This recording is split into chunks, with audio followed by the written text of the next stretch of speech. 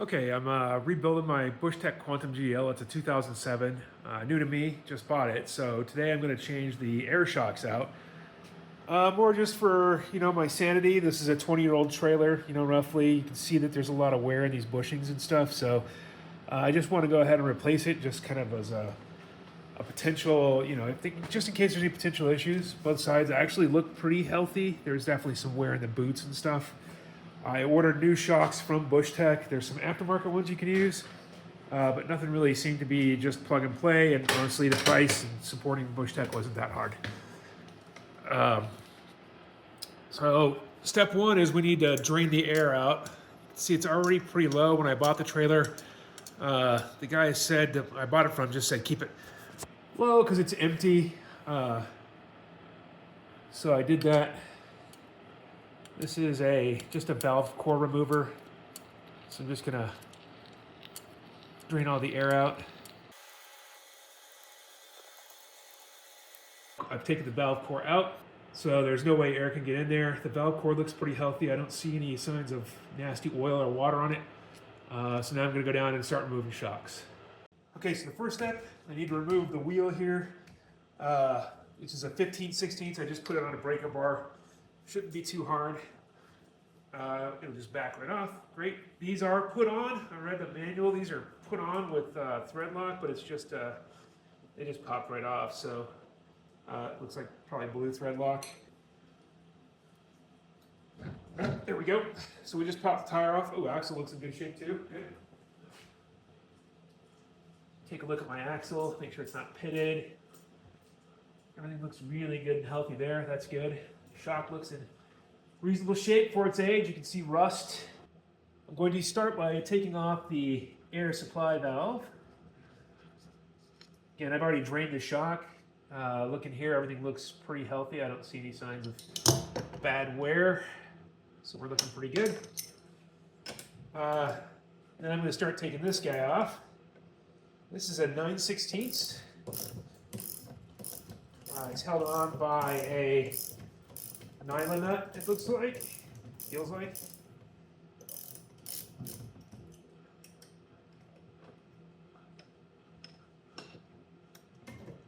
Pop that out of there.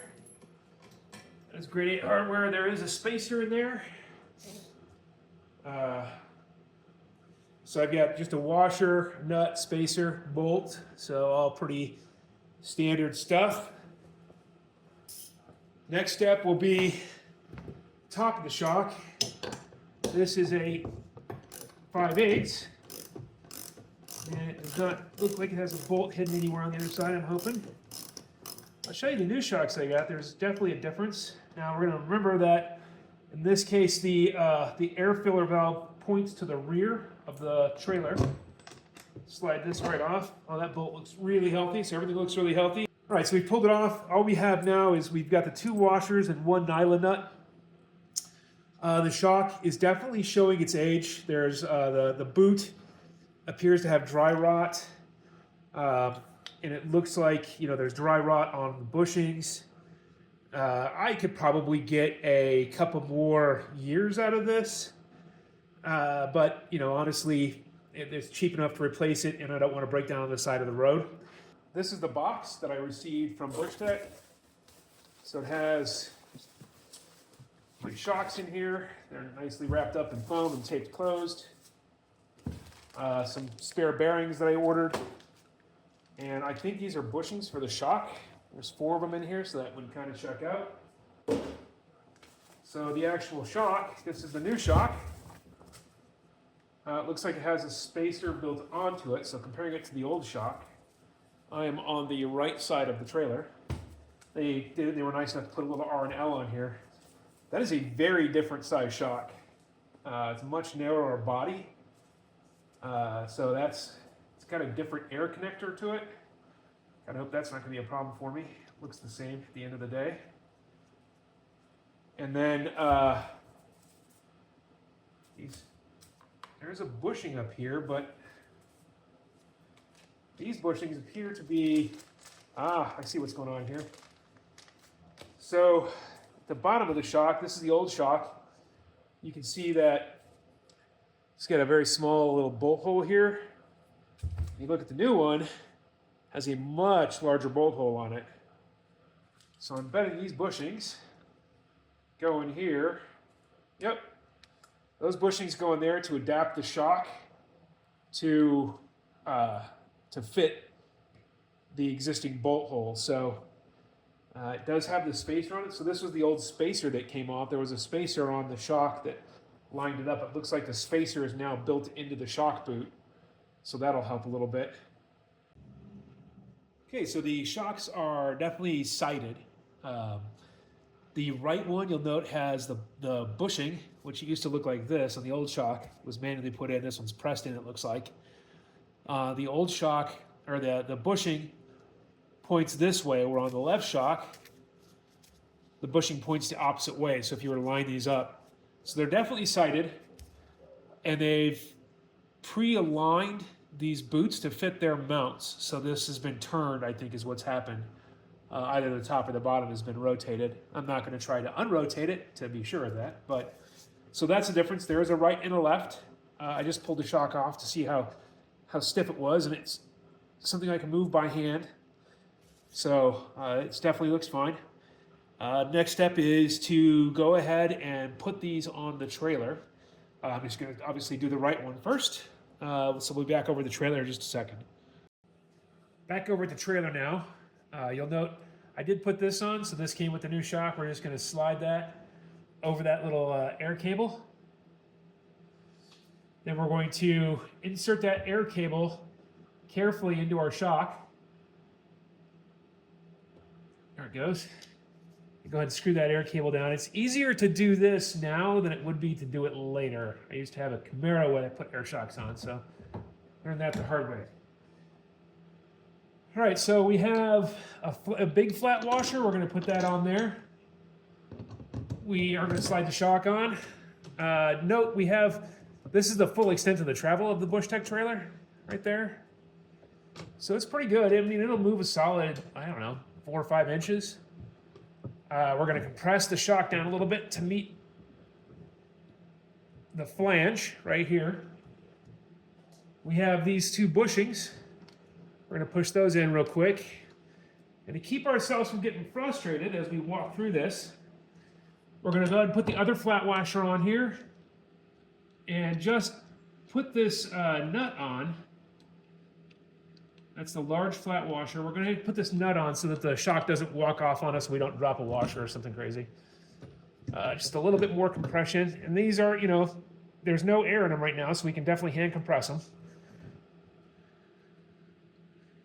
We're going to go ahead and tap that shock down into place. The goal here is to get it so we can... The goal here is to get it so we can run the bolt through. So this is the original bolt that came with it, which I'm going to use. But the old shock didn't have this bushing permanently placed on it, so it had a separate bushing. So what it had was a washer, a bushing, then another washer right here. And this basically locked that bushing in place. Well, because the bushing is now a part of the shock, I don't need that. So what I'm going to do is I'm just going to go ahead and put the washer on the outside. I'm going to put another washer on the inside. So we're just going to run that bolt through. You got to come to the other side and see why we don't line up.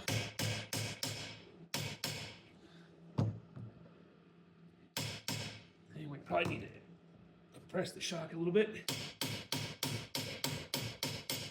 All right, so now that bolt is through. Now I do notice the shock looks a little bit misaligned from the position it's in. I'm assuming it's because when this compresses all the way up, it'll line up better. Yeah, that's why. All right. So what we're going to do now is tighten these bolts down. Remember, we've got our 5/8 on the top nut. So then pop that down first. And then we've got the 9/16 on the bottom. Just going to grab my 9/16. slap that wrench on there and just tighten it down. All right, so we should be good to go. That shock is now in place. So I'm going to spin the trailer around and do the other side now. So we're going to do the other side, but I'm not going to show that to you because it's the same as the first side. No need to show you that twice.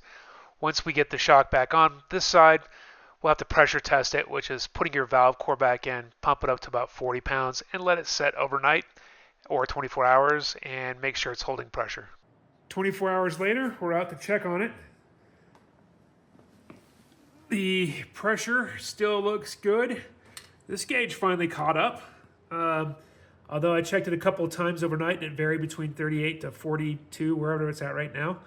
So it's roughly accurate. But the reality is you don't actually use that a whole lot.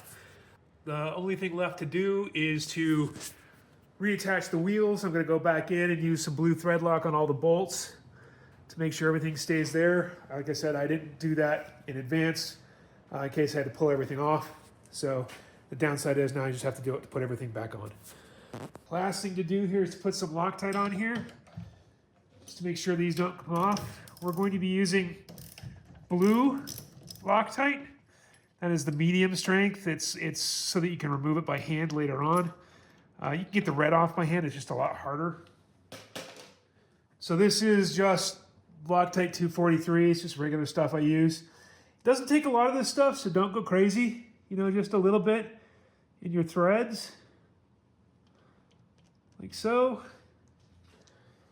Is enough to do it. You don't have to rush. This stuff doesn't set up like glue. Then you just run the nut back on. So now we're just going to tighten it back up, make sure everything works well.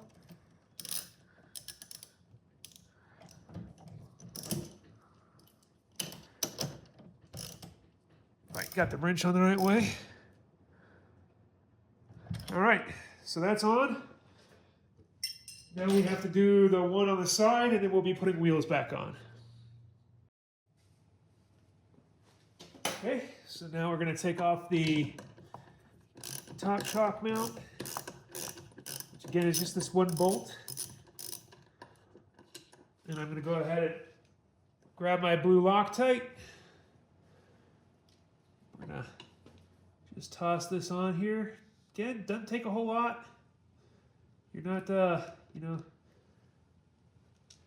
to glue it in place. You're just putting an anti-vibration layer on here that will help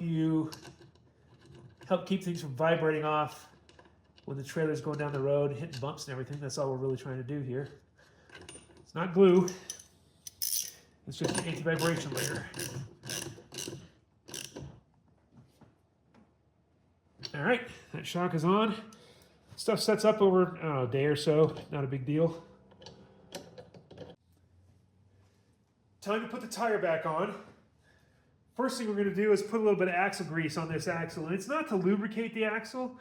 We're just actually just protecting the axle against any kind of weathering.